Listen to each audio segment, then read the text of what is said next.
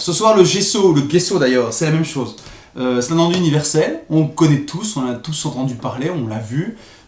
Ça mérite quand même qu'on passe un petit moment sur le sujet ensemble.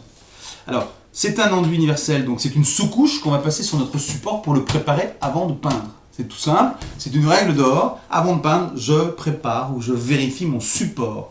La qualité du résultat final est sacrément liée à la qualité du support. À la peinture, bien sûr, mais surtout la préparation. La préparation. Donc, quand vous achetez une toile toute faite, de bonne qualité, de super qualité, voilà, c'est pas la peine de vous remettre à travailler le support, en règle générale, ça va. Quand vous achetez des toiles premier prix ou vous voulez travailler sur du bois, du carton, de la faïence, de la céramique, vous devez préparer votre support ou repréparer votre support en posant du gesso. Donc, c'est un enduit universel à base d'eau. Hein, je ne rentre pas dans sa composition, peu importe, ils sont tous quasiment acryliques.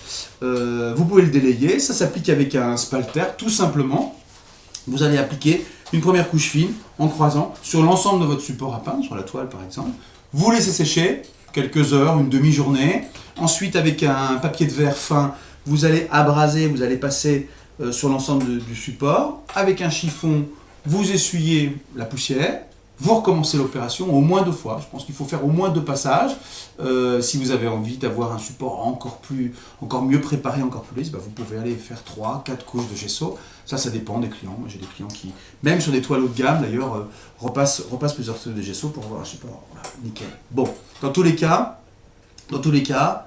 j'en étais oui, dans tous les cas, préparez bien votre support. Surtout si vous travaillez sur du coton et si vous allez peindre à l'huile dessus. Sachez, retenez bien que l'huile attaque le coton dans le temps.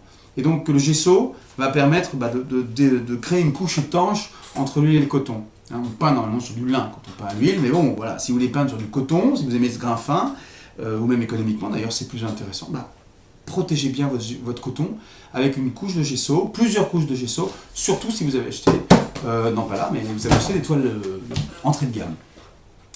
Voilà, écoutez, on a fait le tour principal. Il y a plein de gessos différents qui existent. Bien sûr, les gessos assez classiques, blancs, à base de pigments blancs. Et puis, il y a maintenant des gessos transparents qui vous permettent de garder les couleurs d'origine ou la nature, la texture d'origine du support. Des gessos noirs qui sont magnifiques, d'ailleurs, que j'aime beaucoup utiliser, qui donnent un aspect un peu velouté, un peu rugueux velouté, super. Et puis des gessos spéciaux qui permettent de travailler les supports et les préparer pour, par exemple, l'aquarelle ou les pastels.